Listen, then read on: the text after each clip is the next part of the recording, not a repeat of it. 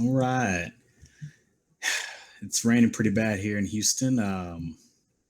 Looks like we had a little bit of flooding on my way home here, but I made it on time to make the show happen. And I want to start off by thanking everybody for joining us today. This is Nick, and you're on the Takedown with Nick.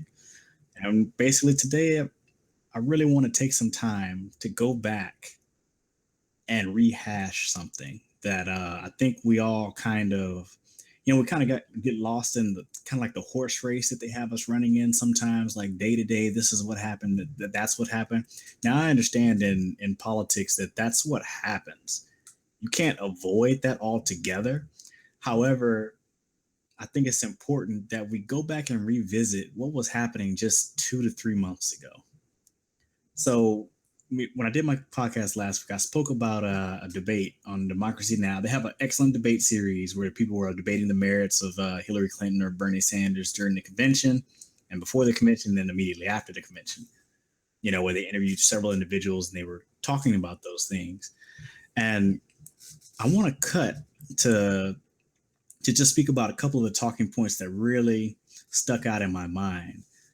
Now that the nomination process is over for the Democratic Party, I want you guys to take specific notice that we aren't even talking about Democratic issues anymore.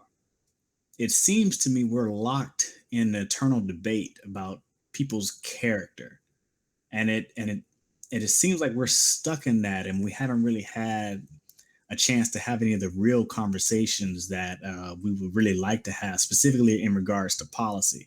Now, the conversations we do have are conversations where you'll find a lot of crossover and a lot of agreement, particularly with Hillary Clinton and, a lot of the establishment Republicans. There's a lot of agreement when it comes to foreign policy. So we get that thrown in our faces a lot, and then the disagreements will come on social issues or the tidbits that somebody has said here and there, and we kind of get locked into that. But I want to specifically talk about something that was said in that debate. In the debate, the Hillary Clinton supporter made the argument that Hillary Clinton has centered herself or has centered her politics on working on behalf of families and women. I really want that to sink in, that these are the type of justifications that we were getting to support this person as a Democratic nominee. Now, she's a Democratic nominee. I haven't heard her say anything about families and women and children outside of her, we need to have more women in executive positions. That's about the extent of her feminism, so to speak. And I think that is absolutely horrible.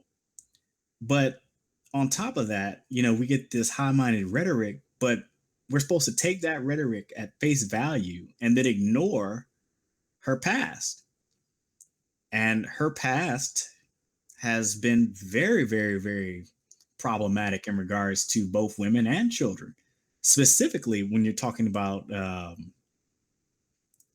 the welfare reform, temporary assistance for needy families, it was changed to. It was changed from welfare to TANF under President Bill Clinton, and that cut the welfare rolls in half. And a lot of people that were thrown out were women and their dependent children. But somehow, when she has a history of doing things like this, she is still somehow a warrior on behalf of women and children. And I think this really goes to the broader problem that we're having now, in that we let the punditry and the media circus kind of paint a picture of what someone is as opposed to what they really are, if that makes any sense. What I'm trying to say here is, I remember in 2008, Barack Obama said that Ronald Reagan was one of the most transformational presidents that he had ever seen, and he was somebody that he would look to kind of emulate. And I was like, why is he saying that? Ronald Reagan was not a great president. why is there so much media circus about how great he was and how he brought this morning in America and all of this? You know, there was a guy I used to work with, and he was an older guy. He's probably in his 50s. And, he's old school. And he goes, I remember when Ronald Reagan was president. And he goes, I remember when he was talking then. And I looked around and I said, this crap sucks. This is not good. And then when he was president, when he was running for president, he said that. And then when he was president, he was like, this is absolutely horrible. And nobody else seemed to recognize what was happening. And as people that were around during that time, their memories fade. And, of course, we all naturally expire after a certain amount of time, right? After we all begin to pass on, that history of what actually went on and what people actually thought about that time, that history is lost. And so when that history is lost, people can come in and they can start, kind of rewriting it or reimagining it or putting it on in all these different narratives in there that kind of make it seem like it's something when it really isn't. And I mean, you can just take issue after issue, redefining what liberalism is, redefining what a liberal is, redefining what democracy is, redefining what progressive is. These are all things that are happening before our very, very eyes. And I really want us to take a second and just look at what has happened in just 3 months. We have a woman here who has centered her politics on women and children, who has been moved to the left by Bernie Sanders. But now that she has become the nominee and that threat is averted, what happened to all the leftward movement that she did? Where is it? I haven't seen any of it. I've heard something about calling Trump a racist, and that's it. I haven't heard anything about actually trying to improve the lives of people in any type of specific or meaningful way. I just hear, general, this is going to be better because a racist can't win. Or this is going to be better because someone who speaks like that should not be president. Or he doesn't know what he's talking about. I should be president. It's like, well, what are you talking about? All I've heard you talk about is him. I haven't heard you identify your plan for America. I haven't heard anything like that. I haven't heard all of this, progressive movement that she's done. I haven't heard any talk of that at all. I remember when she had the ambitious climate change plan. What happened to that? It's gone. I haven't heard anything about that ever since she made it out of the primary. They haven't talked about climate change. And then the top aides for Hillary Clinton have said that they've basically tabled that issue. That issue will not receive any attention by the Clinton administration. That is already what we have on record from top aides. They're not trying to push any type of ambitious legislation. And even the legislation that she had was still not even anywhere near what we need. And I'm not really going to get into that, but I'm just going to say the legislation she had, which was so bold and progressive, really wasn't what we needed to begin with. And they're not even willing to go up there and fight and lose for it. They just already abandoned that. I haven't heard anything about, bringing these financial institutions to heel and how she was going to be tough on the banks. And I haven't heard any of that rhetoric at all. That's gone. Where is it? Where is it? Where's that rhetoric? Where is raising taxes and beginning to pay for things that we need to have done? Where is that? It's not there. And so rather than trying to figure out why it's not there, trying to read her mind, I'm just going to basically talk about the Democratic Party and basically what that faction, I'm going to split it out into factions. First off, I'm going to split it off into factions. And then I want us to do a little bit of reflection.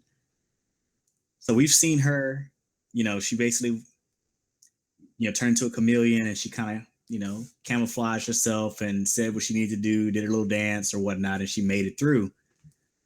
But now that that's over, we have to realize that, what she represents is a faction within the Democratic Party that has control over the party, to be honest. That is really the whole of the party. And we're just a small people who are radically left, or some people like to say progressive, but since they've been appropriating that word to themselves, I've already, started abandoning it. So now I'm pretty much calling myself a radical leftist, nonviolent, of course, always 100%.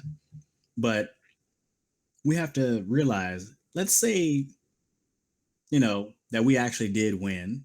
And when I say that, I'm not acknowledging that we lost. I'm just saying the current acknowledged results are that Hillary Clinton has proclaimed herself the winner, or have been proclaimed the winner by, whoever is doing that. I don't actually accept those tallies because I know how bad our voting system is. And I know that by any reasonable type of verification that the Democratic primary was ripe with fraud. So because of that, it's hard for me to say for sure 100% yes, we lost. I will say that these are the results that they're putting out there, valid or not, that we have to deal with. But I won't acknowledge that this was some kind of, real win. I think that is something that you don't have to necessarily do just to analyze where we are today. So back to what I was talking about, the factions. Hillary represents a neoliberal faction that has control of the party, and we represent a small minority that occupies, maybe 20%, maybe 30%, maybe even more than half. But definitely we're not unified, and we're not together, and we're not putting our votes together and aligning what we really need to do to actually take control of the party. So we have to ask ourselves, let's say we were in her position. Let's say Bernie Sanders had won. Will we expect Bernie Sanders to go to Hillary Clinton and, cut some sort of deal and negotiate and basically water down the progressive agenda for, adding neoliberalism mixed in here and there? Would that be what we really, really would expect Bernie Sanders to do? Would any of us do that? I think if it were me and I had won, I would basically tell all the people that lost that I won and I'm moving along and I'm going to do X, Y, and Z, which is what I said I was going to do before I got elected. Now, granted, politics being what they are, people are not always honest up front and whatnot. I understand that. But in all honesty, the neoliberals have won and they're moving forward with their agenda. And, in a hyper, win or lose society where everybody's competing against, one another for stuff, there's a winner and then there's a loser. And oftentimes the winner doesn't go to the loser and share the spoils. They usually just take them all for themselves. And that was the whole purpose of competing. So what we're looking at now is a victorious neoliberalism. That is what we're looking at. And somehow in our minds, I don't know if it's because we just desire it to happen so much, we're looking for some sort of reason, or we're looking for some sort of action that we can, in defeat, claim victory. We want her to reach out to us and give us this or give us that. And I don't think that that's how power works. She won and she's going to do what she's going to do. All you can do now is make a decision whether you're going to support it or not. You don't have to. There's nothing saying that she owns your vote, right? But at a certain point, this idea that she's going to move to the left and come and cater to you, is also just as bad, because she's not going to do that. She didn't have to. She feels like she owns your vote and she's going to roll on. So all this talk about being moved to the left, all this talk about changing the conversation and things of that nature, sometimes that is important, because words do eventually lead to action. So changing the conversation is an important battle. But that's not the whole of the war, right? I think G.I. Joe said it best, that knowing is half the battle. So now we know. Now the question is, what do we do? And I guarantee you that if we're going to accept that she has won, that we also have to accept that she won and she didn't have to give us anything, and she's going to move on with her agenda, whether we like it or not. Now, in the face of that, what are you going to do? And provide historical context. I'm going to provide historical context. What if, well, I'm not even going to say what if, because this is actually what happened. When the abolitionists were trying to, rally to get rid of slavery, what if they had just said, well, this is the system that we have and we have to support it. And, maybe we can put a timetable on when we can get rid of it. What if they had just said that?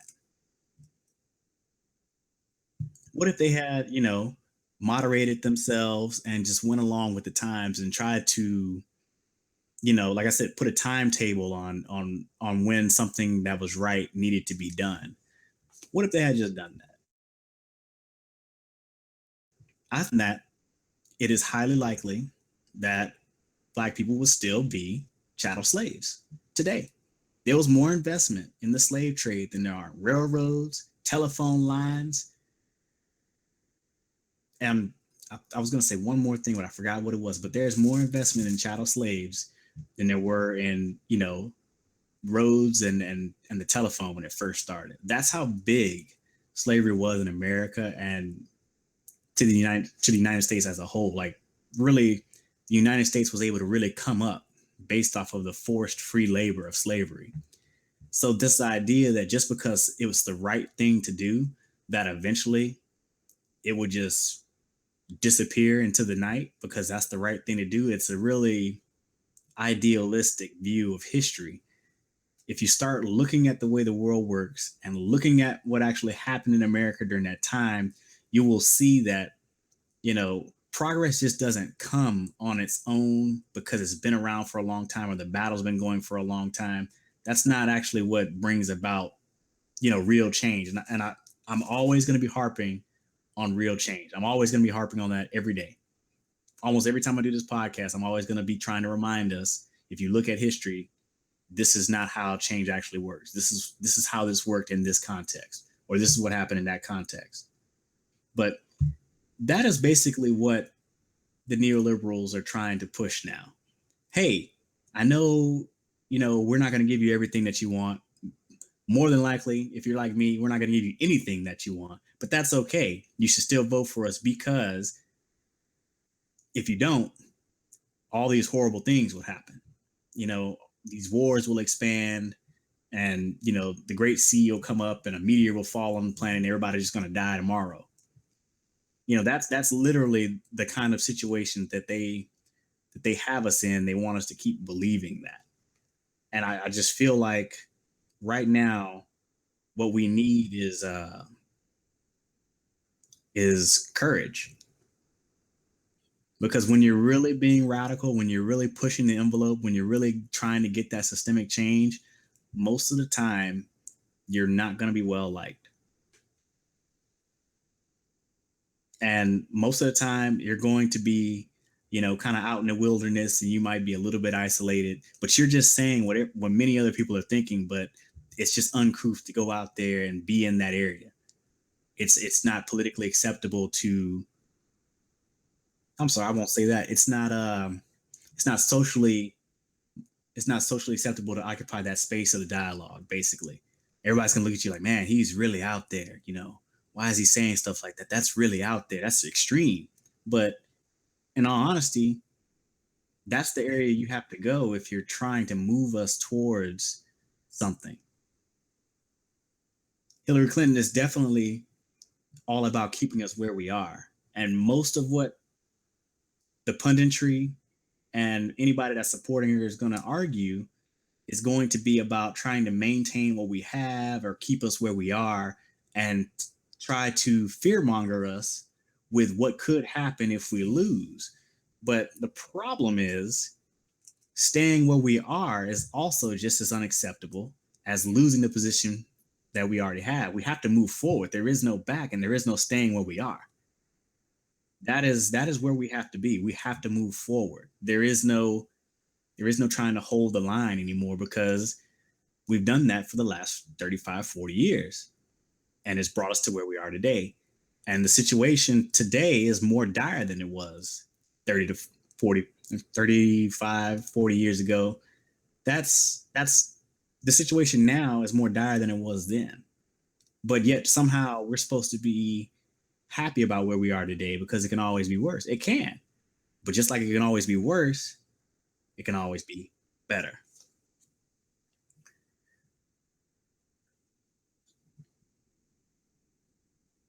I'm sorry, I had to collect my thoughts for a moment because I have a lot of random thoughts. Now, a lot of stuff happened over the last couple of months, but I want to get that out right in the very beginning because I think as we start looking at these events from that kind of perspective, I think things will start making a lot more sense in terms of, what people are saying, and we start thinking about what the motivations behind them saying it are. And the person I'm thinking of when I say that, you can find any type of excuse to stay where we are and to find any kind of rationale to vote for one candidate or another, regardless if you think they represent your values or not, is because I think that that type of cowardice only, I won't say cowardice, but it's almost like a lack of courage to really go out into the unknown, to really venture forth and try to forge something new. That lack of courage to try to build something more than what we have today. But that only serves to prolong the status quo. And the person I'm thinking of, I have immense respect for this person, so it's rare for me to even mention, them in a negative light. But I remember seeing a video of Tom Hartman, and he definitely went off the rails speaking about Jill Stein.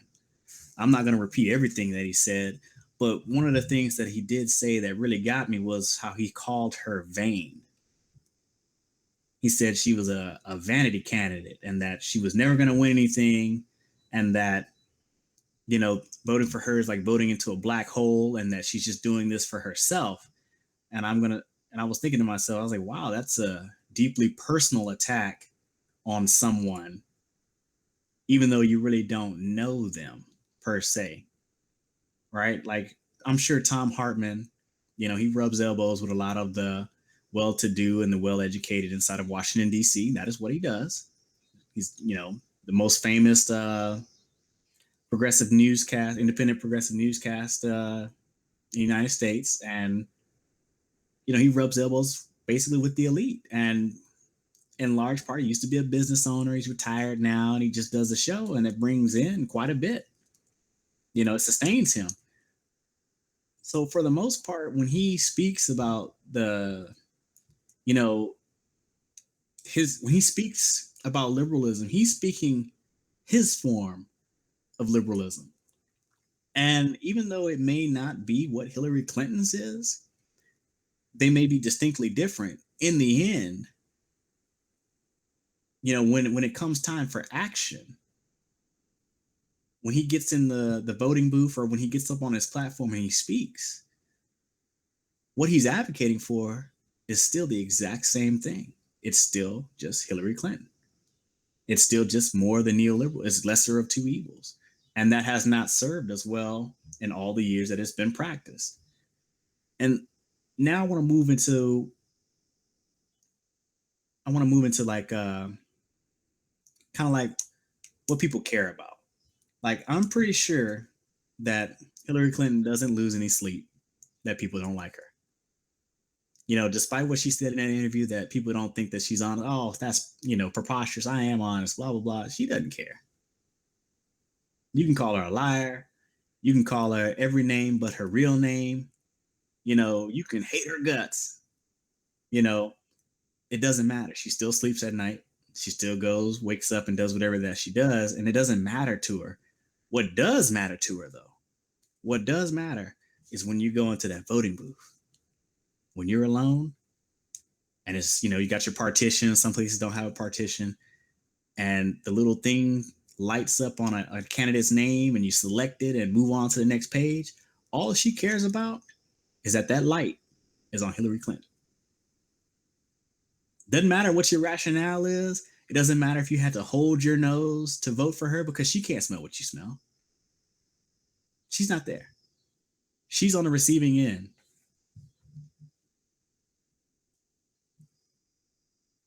She really just doesn't care. So I think what we need to realize is this idea that you can hold your nose and vote for somebody as it's some sort of strategic move or something like that, that's all nonsense. That's really just looking at something as though you would like to see it, looking at something in a way that you would like to see it, but it really doesn't pan out the way you think it does. Like when you vote for Hillary Clinton, in her mind, she's won. She's right. She doesn't have to move. She doesn't have to change. Only through defeat would she be like, "Oh, I lost." And then, maybe she'll say, "Oh, I cheated," or "Oh, the voters were too stupid," or something like that. They can make a myriad of excuses. This is not even about personally her. The neoliberals will make a myriad of excuses. But in the end, what it comes down to is they didn't win the requisite number of votes to actually hold office. Now, I'm going to take a second to really let that marinate in, and I'm going to read these two comments that I got. I don't actually have my YouTube stream up. For some reason, it messes up my sound, so I didn't actually have it open, but let me just see.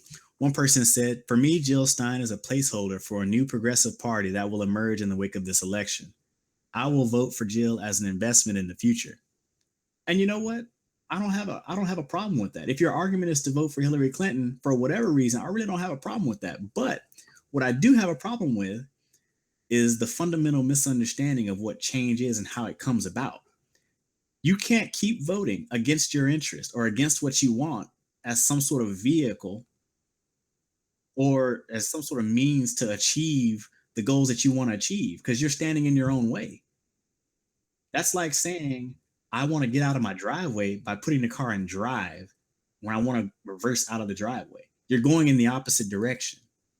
You're not going where you want to go. And the human brain is amazing. It does amazing things. It will allow us to mental gymnastics, anything. You could be dead wrong, but you're just sure in your mind that what you're doing is right. And that's what the human brain allows us to do. And because of that, we have this situation where we think what we're doing is actually going to help us when it really doesn't. I'm centering this on the vote, even though this doesn't even have to do with the vote. This could be expanded to many, many other things, many other aspects of our lives. It goes way, way deep. But I'm talking about specifically the vote because I think at this point the vote is relevant when an election is coming around, and then after the election is gone, activism, during and outside and organizing and building and growing a movement, that is also very, very, very important. But I'm just speaking about the vote in that I want to kind of try to get the vote to be more in line with the activism. Like the vote and activism are separate. However, they should be working together. Like the activism is to bring attention to an issue and to raise the prerequisite support such that when the vote comes around, you have the numbers that you need to actually sway the policy. And if you don't, you have the numbers of enough people that it's growing. They can see the trend that politicians will take heed and offer something in their policy making that will assuade those people to vote for them. That's generally how you kind of want to think of activism, right? But I think oftentimes now we have people so far removed from the actual policy and their results or basically the consequences of the policies that are enacted that we're kind of lost in like this ever revolving circle of identity politics, or this is the policy of the day, or somebody said this gaffe, or look, she fell down, boarding the plane. And I want to be clear. When Hillary Clinton was boarding that plane and she fell, and then when she was getting into this van here and she seemed to lose her footing, at first I look at it and I don't particularly have a strong liking for it, but I don't know her personally, right? But when you see a woman who is, over 60 and they fall, it's actually really appalling to see people kind of cheering and, making glib jokes about it. This is a serious deal. This woman's, fairly old and she fell on cement. If I fall on cement, I'm not going to be broken, but I probably will be, pretty hurt. But for somebody, well over 60 to fall on cement, that's pretty bad. So I want to say that maybe it's not right for us to be going there with it. But the internet is the worst place in the world to be. So it's really hard to kind of police that.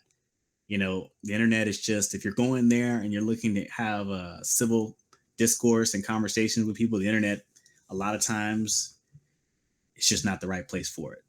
But that's all I was going to say about Hillary Clinton falling. And then that's all I'm also going to say about, this idea of liberalism as some kind of incrementalism that, through time will achieve these results, even though all we do is talk about it, but we were never really put into action things that actually will achieve those results. So now I'm going to turn and I'm going to talk about some issues that I thought were really interesting. We've been having all of these leaks come out. And during this period, we've seen them bring out the Red Scare. Oh, Russia is doing this and Russia has done that. All of this is to divert from the actual issues that the leaks reveal. But that's just sort of like their play to kind of like muddy the water a little bit so people really can't focus on what's most important. You know how you have a math problem where they say stuff like, there's a bunny across the street and there are 5 mailboxes. And, the slope of this is 50 degrees. And then I want you to tell me, how many mailboxes are on this street? It's like, how many bunnies are across the street? And it's like, the answer is 1.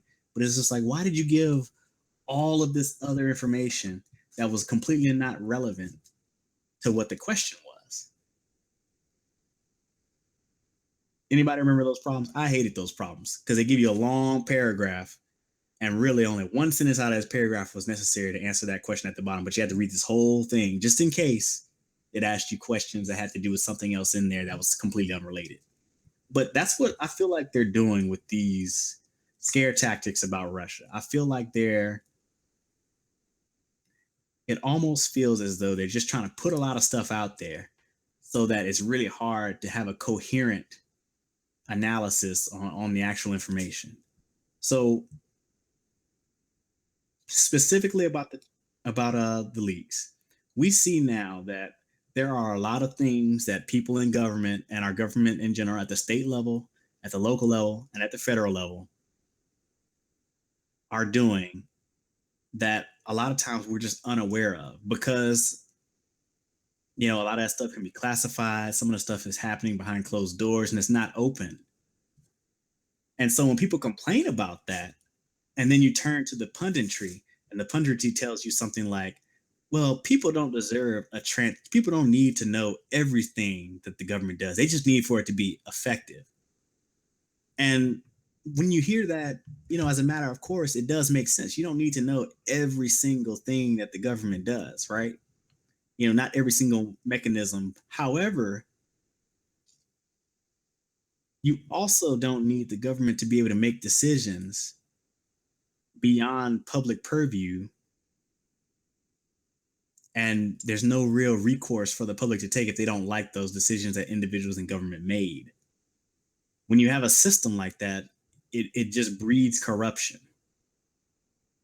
And what I mean by that is you can have a few individuals with a large amount of money or a large amount of access, whatever you want to call it, however you see it, come in and they can get things from the government, get special rules, negate regulations, get settlements instead of without having to admit fault and just pay a fine and then have the fine later reduced and then write the fine off on their taxes. That's the kind of rules that they have put in place behind closed doors that nobody pays attention to. And most of that is because there's not enough transparency in how the government functions. I think oftentimes when we try to get transparency, or let's say a whistleblower comes and blows the lid on all that nonsense, and we find out exactly what the government has been doing, then it's a huge media campaign to downplay what happened, to make up some excuse, to make you believe that somehow transparency stands in the way of effective government. When that couldn't be furthest from the truth. The truth is, the most effective governance is going to be a transparent one. Now, I'm not saying you have to have, national security people, our agents abroad, informants and things of that nature, our military plans, all that stuff doesn't have to be, fully open to the public. However, State Department meetings, what people she met with, I think that's a fair game argument to say we should know who these people are meeting with, and in general, we should be able to ferret out, maybe possibly what they were talking about. What kind of policy changes were enacted after this meeting? Why did they even have this meeting? I think that's a perfectly fair question. If I meet with someone and I'm an elected official, trust me, if that person is any type of person requesting something from me as an elected official, you better believe I would want it to be a transparent interaction. Therefore, that way no one can question what kind of decisions I made when the meeting was fully in the open, and the transcripts are out there. You can see what was discussed, whatever else there may be. That way everybody is well aware, and if somebody wanted to practice oversight, they could. Truth be told, democracy is about citizen oversight. But when you have the ability to subvert that and to go around that process and the whole like secret meetings and decide things behind closed doors without public oversight, you're really subverting democracy. You're really trying to get around democracy. And you can say it's for efficiency purposes, and sometimes efficiency is good, but I don't think that decision had to have been made in a week. It may not have even been something very important. It's not something that requires that we sacrifice citizen oversight for efficiency. In fact, there are very few things that I think citizen oversight should not take precedence over. Very, very few things.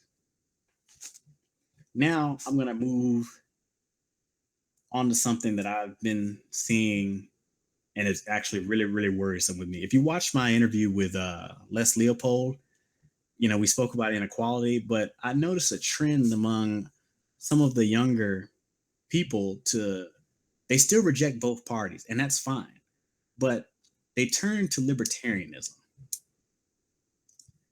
And I'm not sure if it's 100% true. We already know that, the media organizations, they actually do manipulate the polling, because if you look at the polling, a lot of times the polling matched the fraudulent results. So there's no way that could happen without some sort of collusion there with the polling agency kind of manipulating the polling information. But what was interesting is that if you think about where libertarianism comes from, the classical the classical liberalism, and how it comes from, you start with like Adam Smith and John Locke and all those guys. Like, there really are like the original neoliberals. Like, neoliberalism is a little bit better than what it was, back in those guys' day.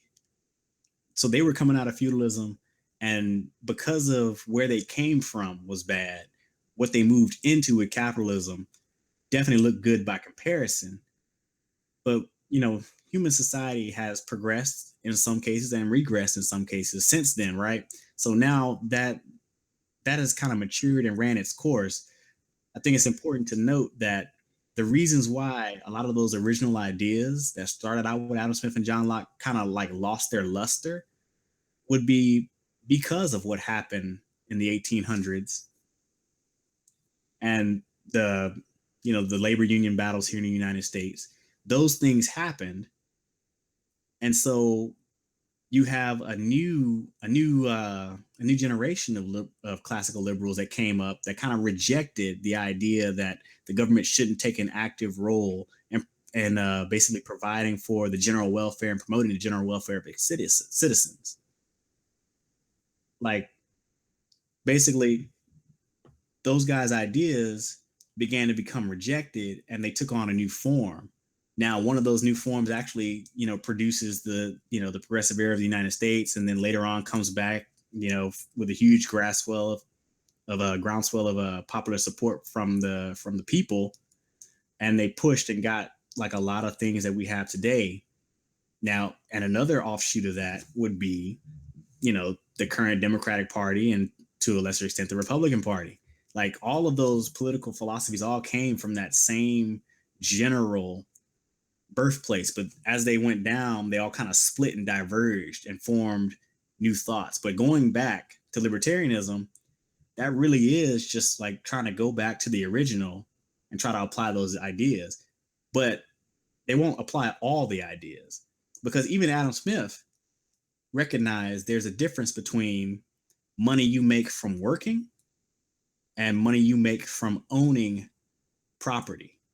He can actually distinguish between the two. And he felt that money you make from owning property actually should be taxed higher than money you make from working, because he felt that production from labor was super important and production from land that you just owned without actually working it to produce anything was less important.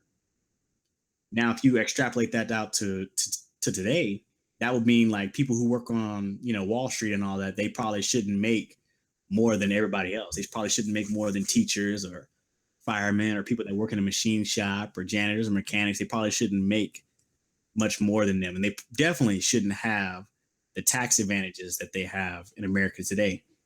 But outside of a philosophical debate, because I can go on all day about that, it doesn't make any sense to me. But let's look at like at least one or two things that Gary Johnson is supposedly about that I can't get with. The one thing that pops into my mind is he wants to eliminate the income tax and just institute a flat tax. And first off, I want to state that it is impossible to do such a thing. To fund the government off of a flat tax or a consumption tax is impossible. You were saying that people who spend their money, like there are people in this country who never spend anywhere close to what they make. And that means rather than taxing them a percentage of what they spend, you should tax them on their income. But if you start taxing them on what they spend, now they're paying taxes on such a small amount of their income, and they have so much of the income distribution in this country that you would basically not get the revenue you need to run the government. That is literally what would happen if you tried to institute a consumption tax. A flat tax is not as bad as that because you would get more revenue, but again, it still falls far short of what you need to actually fund the government. You actually need a progressive tax system, especially because the income stratification is so bad. The people at the top have so much of the money that if you tax everybody the same, the savings that they would get at the top would just overpower everything else because that's where all the money is. So you just can't give away that money. I like to even look at tax cuts as almost like an expenditure. If you give out a tax cut, you have now cut your revenue. So now you can spend less. It's the same thing as if you bought something. You have now cut your reserve of cash. So now you have to spend less. It's effectively the same thing. In a simple sense. Of course, it's not the same when it comes to government, but just in a simpler sense, it's the same thing. And then, supposedly Gary Johnson is not about, intervening in the Middle East. He's not about military involvement. But when asked about ISIS, he's 100% committed, just like Donald Trump, just like Hillary Clinton, to expanding military conflict in a broad range, like just a war on terror to fight the threat of ISIS, which is a result basically of the conditions we caused in the Middle East to begin with. Now, I can't tell you what the answer is. I can't say that a full withdrawal is the right solution, but I can tell you that clearly a military-only approach is definitely not the right approach because we've been in it for 15 years in military involvement in that region, and we haven't produced any kind of results that are worth mentioning. It's really just a sinkhole. I believe George Bush Sr. described going into the Middle East and staying there as a quagmire. We'd be just stuck there. Doing what? Who knows? At this point, the mission is super unclear. You get rid of ISIS, and then what are you supposed to do? How is that possible? I don't know. I can't answer those questions. But I will tell you one thing: a military only approach is probably not the approach we need to be taking.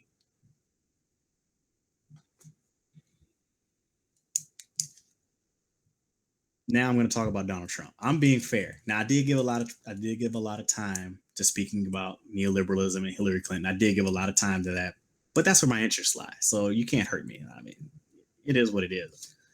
Donald Trump said something about basically the condition of Black America, and you know, I think the proper saying for this is even a broken clock is right 2 times a day.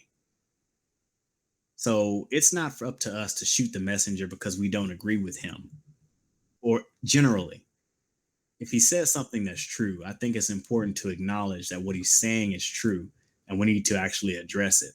I believe Yvette Carnell said that, our reaction should have been that you're right. So what are you going to do to address it? And if he didn't actually provide a solution that will address it, then we can hate on him for that. It shouldn't have been an emotional response like, Black people are doing okay. And I have to say that is I have to agree with that.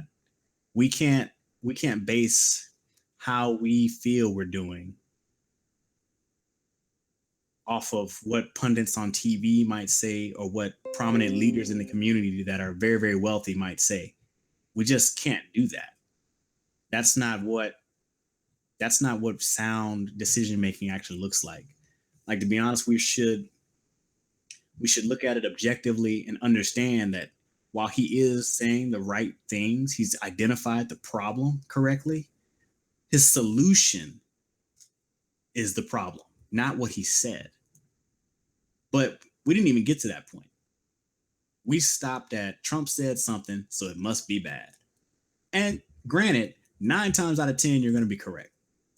9 times out of 10, you're going to be correct. And guess what? I would also extend that to Gary Johnson. And when it comes to economic issues, I would extend that to Hillary Clinton. 9 times out of 10, what they're saying is not quite correct. It's not the whole truth. It's not the right solution, but they probably have correctly identified a problem. 9 times out of 10, that statement is going to hold true no matter which politician you're talking about. So that's Trump and his comments on Black people and our communities and our schools, and just the state of where we are in America. Now we move forward to people who are protesting. The 49ers quarterback Colin. I can never say his last name, so I'm not even going to try, and everybody's going to laugh at me. I didn't draft him because he's not that good. Kaepernick. No, I don't know. I didn't draft him. He's not a part of my draft because, stats aren't that great. But I do support what he's doing. And here's why. I think that all too often, it's easy for someone to go along and get along just because that's what everybody's doing. It's easier to do that than to really stand up for what you believe in. If he doesn't believe in the national anthem or the pledge, he didn't have to fall in and do what everybody else does. He didn't have to do any of that. He's his own person. He can do his own thing, and I respect him for it. And I respect the cause that he's actually doing it for. Shaq went on to, I guess, ESPN or Fox. He was actually Fox News, and he got up there and basically showed his ignorance on the state of Black America, saying like, well, I wouldn't do it that way. I don't know him personally, but my father's a military man, and people work in law enforcement. That's not what that flag is. That flag is just a symbol of a country, and a country is all of its people. It's not just the police. It's not just the military. It's not the Secret Service. It's not the politicians. It's everybody. It's the teachers, the student, the kid. Every last person who lives in this country is represented by that flag. So this idea that by disrespecting the flag, you're disrespecting a subset of people who live in this country is wrong. And then on top of that, it's wrong to even say that not standing up for some ritual that really serves as a propaganda tool is somehow un-American. This is straight, like we're going back into like who is that guy? Like the Red Scare. And he got up there and he said he has a list of communists. Joe McCarthy. We're going back to like this McCarthyist kind of deal where, you know, people who are doing things that may be outside of the norm are somehow now enemies, or they're outsiders, or they're out to get us, or they're part of some foreign plot. And that's just the wrong type of thinking. America has been good to a select subset of the population. It hasn't been great for everybody. And I think when we look at that flag and we get told how great it is, and, you know, a lot of times we're not on the receiving end of that greatness, I think it's fair for anybody to have the response that he has. And it's also fair to ask that people who aren't having a problem with the flag, that they respect this man's right to protest and shut up about it. Because protest is not here to make you comfortable. It's not for you. If you are bothered by someone else's protest, you just got to suck it up, because that's America.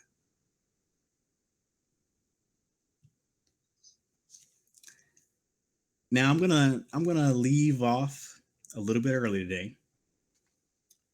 I want to say one last thing, and I pretty much covered a lot of the things I want to off the top of my head. I have a lot of topics here, but I'm not gonna be able to cover them all. Always, it's always gonna be a problem. But what I want to say is, when I think about what I would like to see in America, and when I think about political engagement, I am not I'm not looking for reform, because I don't think reform is really what we're looking for, because we did reform. We did reform in the 30s, you know, during the Great Depression, we did reform, but after that, it kind of reverted back to what it was before, and now we're back in the same situation. So I think this time, instead of looking for reform, we should be looking for fundamental transformation. So I'm not looking for reform. I'm looking for fundamental transformation. Thank you for joining us tonight. That's it for the Takedown with Nick.